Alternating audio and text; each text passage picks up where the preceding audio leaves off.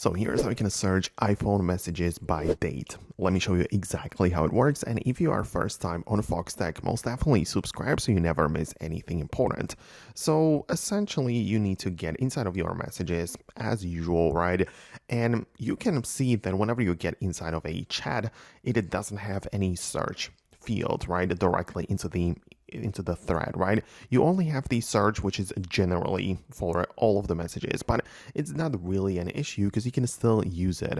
So into the search, inside of the general messages section, you're gonna at first type in the name of the recipient, right? So you're gonna type in the name like that, hit space, and then continue typing in some other things, which in our case is gonna be the date, right? So you can use the classic format, or in best case, you would just type in the date in the format of like the number, then the shortcut of the month and year perhaps, right? So I can type in the name, which is going to be Foxtecc in this case, and then I can type in, for example, the 12th January. So I'm going to type in JAN, and you can see that it perhaps doesn't show anything because I don't have anything to show there, but the point is that you have to type in the exact date for the messages, right? So so let me just type in the DEC4, and that's going to show up the messages sent on December 4th,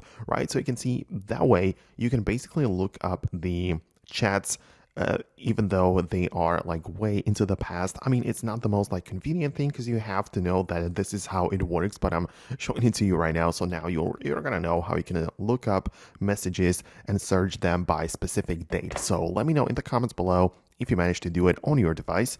Hit the thumbs up and subscribe for more, and I'll talk to you later.